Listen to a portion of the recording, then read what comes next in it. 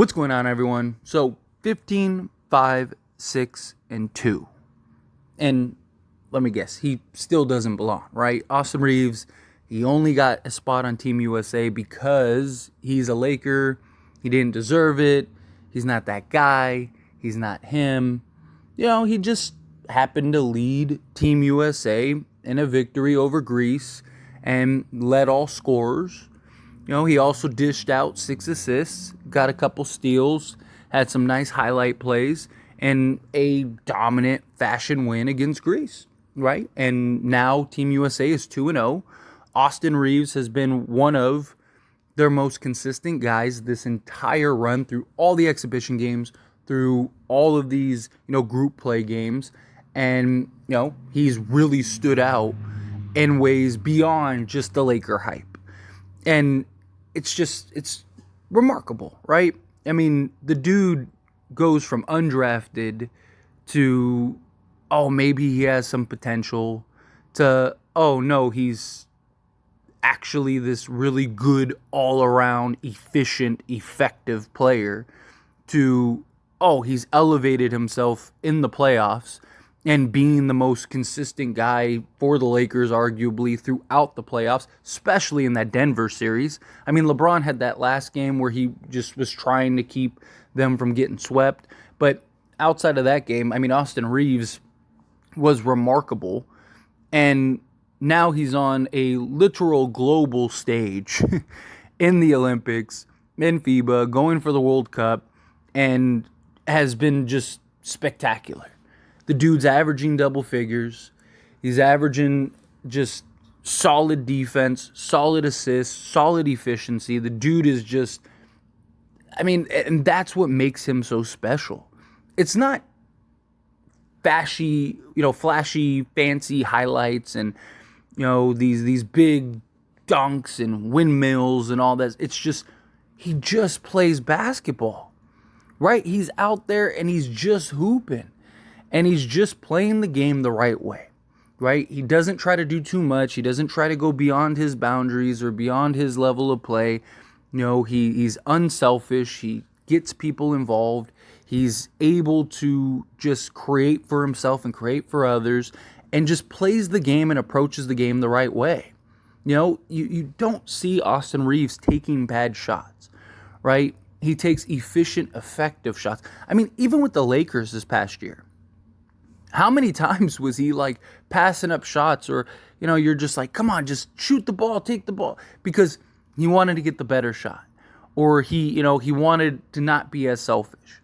And I do hope this year for the Lakers, he kind of becomes a little more selfish, right? I don't want him to lose his all-around game, because I think that that's a big part of what makes him so special, is his ability to, he can go get 15 to 20 on any given night, but he can also help facilitate and get other guys involved and go dish out those 6 to, 8 assists, whatever, right? I really do believe Austin Reaves is going to be bare minimum 15, 5, and 5. I think, and wouldn't be surprised at all if he's a 25 and 5. I would love to see him be like a 22 to 25, 5 and 5 guy. I just don't know if he'll actually take that many attempts, and especially going into the point guard role, right? He's talked about it. The Lakers have talked about it, how they want to give Austin Reaves more of a point guard on-ball opportunity. He did it in high school. He did it in college, and that's something he really wants to do.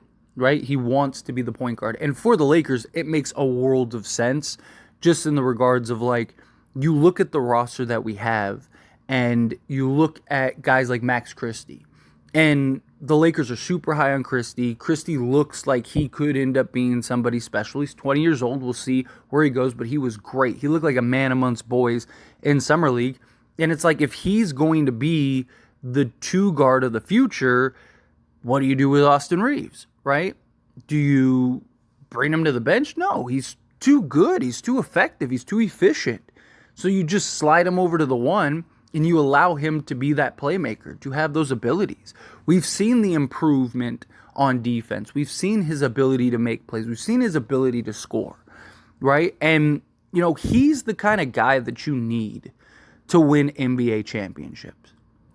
That Swiss Army knife, do a little bit of everything.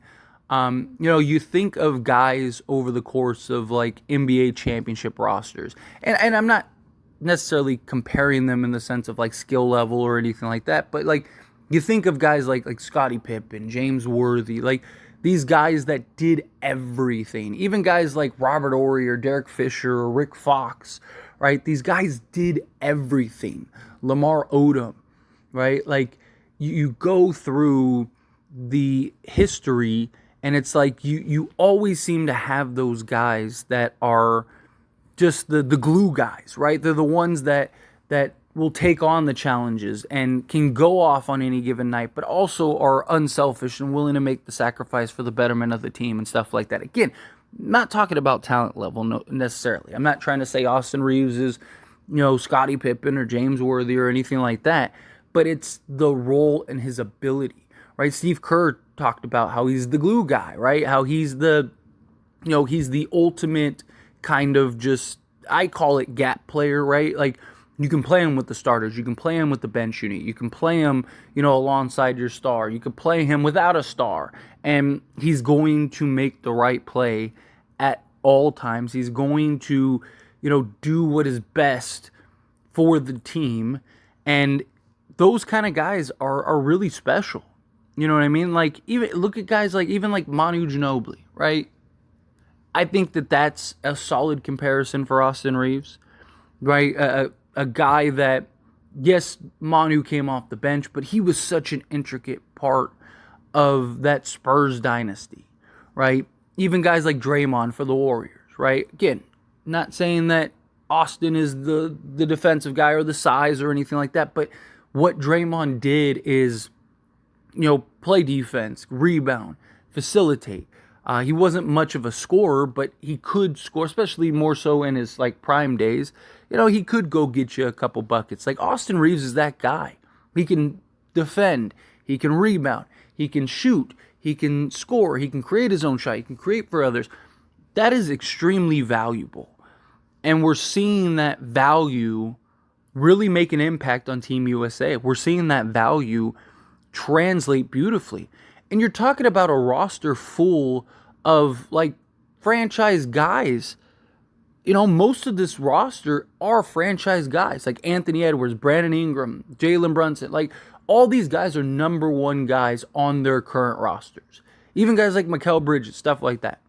Austin Reaves is third, fourth, and he's coming off the bench. And I mean, there's been a real argument for him to start, right? But I understand like the names. You got like, Jalen Brunson. You look at obviously Anthony Edwards has been far and away their best player, but Brandon Ingram struggled. Even Brunson has struggled at times, and it has completely just seemed disappeared and lost at times. He got criticized for that Germany game, right, where we had to come back. He was rough. Ingram's been rough. At times even Ingram has expressed his just issues he's going through, and it's not easy when you go from being the guy to being another guy, right? And you're seeing that impact on some of these players, right? And at the end of games, it's like Tyrese Halliburton, Anthony Edwards, and Austin Reaves seem to be the guys game in and game out that are making the plays, that are making the impact, that are, changing the tide and sort of righting the ship for Team USA game in and game out, night in and night out. And, it's funny to go from and hear, Reaves doesn't belong, he's only a Laker, and therefore that's the only reason he's getting a roster spot. And, dude, the guy has proven time and time again that he belongs. He absolutely belongs. He's been spectacular. Seriously, literally spectacular. Like in a league where the rules are different and just the pacing and the physicality and just everything about FIBA is completely different than the NBA. And you've seen the struggles of adjustments. You've heard teams, even this team has talked about the struggles and the adjustments of just adapting to the style of play and to the rules and things like that, right? And we've heard other teams in the past talk about it. And Austin Reaves is just one of those guys that you could put him in any situation and he's going to hoop. He is a basketball player. Not every guy has to be a superstar. Not every guy has to be, a top 5 guy. Sometimes it's okay and good to have that Austin Reaves on your roster. To have that guy that can, make impacts, take over games when need be, makes the right play, doesn't do anything sloppy. Like, he doesn't go above his means, right? Like, he stays within what makes him special. And that's extremely valuable. And it's just great to see Austin Reaves get that translate. Is he getting a little more love and a little more hype and stuff like that because he's a Lakers? Sure. Right? Like, if he was a guy on, like, Detroit, right? But he's lived up to the hype. He's not some bum. He's not some dude that's just out there. No, he's living up to the hype. That's why the hype train continues. If at any point he falls off the track, that hype train's going to go away, but he just continues to stay on that track. And it's been spectacular. And there's been a lot of things natural, right? Like, if you want to say, like, hey, he's gotten, a lot more shine because he's a Laker, sure, right? But again, he's lived up to it, and it's been warranted. It's not like this hype hasn't been warranted. The guy's been spectacular. But another game, another amazing performance, and I'm pumped. I'm pumped to see how he translates this upcoming season. But anyway, as always, this is a discussion, so I pass the question on to you. Let me know your thoughts and opinions down in the comments below. What do you think of Reaves? What do you think of his performance with Team USA so far? How do you feel about him being the leading scorer tonight? Love to hear it. Let me know down in the